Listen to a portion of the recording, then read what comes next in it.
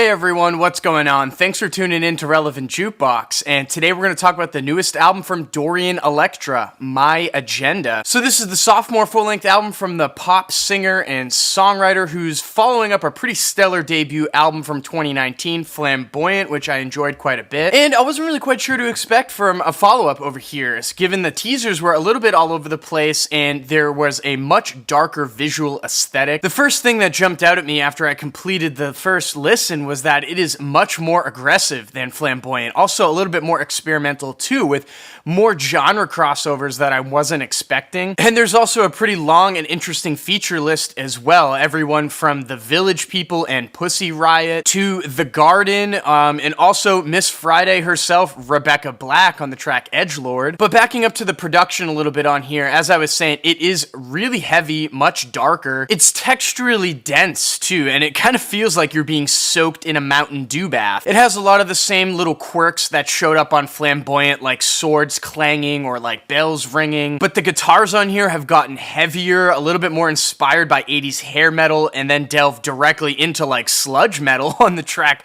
Monk Mode. I mean, it is an interlude, but even just across its brief runtime, you go from like straight up dubstep to like sludge metal in about a minute, which is actually quite interesting. And this whole album in general is just extremely unhinged with its energy, which I really like. However, some of these tracks just kind of feel like they're trying to do a little bit too much, or even at times not enough. The first two tracks on this record are some really thick bangers that are a little bit all over the place and laced in a ton of static sounds. But, I mean, they're just dragged down by just one too many lackluster features, like on the opening cut. You know, as much as I enjoy The Garden's work, I mean, they just sound kind of awkward, placed into the middle of the track. And, you know, it is really cool that they got Village People to show up on a track here, but again, when they appear, I mean, it just makes the second cut, My Agenda, feel a little too bloated, like there's one too many features. Another track on here that's actually one of my favorites on the album, but gets bogged down by an awkward, lackluster feature is Barbie Boy. I mean,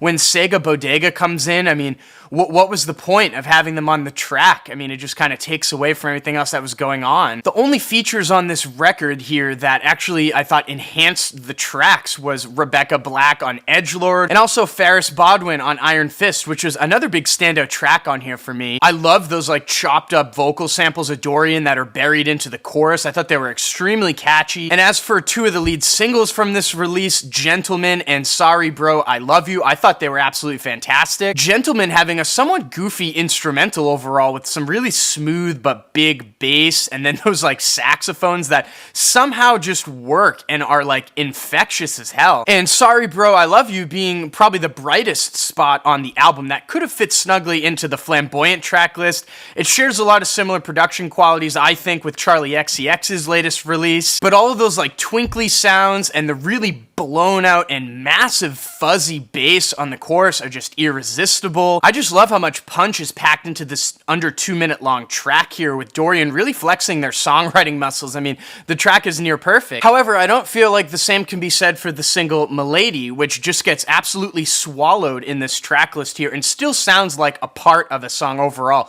Even though I do like the production and aesthetics on it, Ram It Down towards the end of the record is just another spot on here that I just feel like they're trying to do a little too much with the features, especially with Lil Texas at the end. It's an extremely aggressive and hard-hitting 30 seconds to close out the track, which is pretty much just enough a Lil Texas for really anyone to swallow. But I mean, it wasn't exactly like a seamless outro. I feel like they just struggled with, you know, what they were going to do at this spot, because it could have landed on any track on the record and probably stuck out the same. And this whole record wraps up with the really darkly strange ballad Give Great Thanks, produced by Clarence Clarity fame here, which is just the perfect spot on the record for a cool down moment to close it out and wrap everything up really nicely. So I mean, overall, I did really enjoy the follow-up to Flamboyant over here, even though maybe I didn't like it as much. It just suffers from like one too many features and just a couple questionable songwriting choices in my opinion, but I do appreciate the risks that were taken across this LP, how everything got more aggressive and darker, and you know, the highlights on here are huge highlights. And you know, I just think Dorian is continuing to prove themselves to be one of the best pop songwriters in the game nowadays. And with that being said, I'm feeling an 8 over here on my agenda. So I do suggest picking this up on a physical copy before it sells out. I have links down below in my description box to Dorian's web store where there is a clear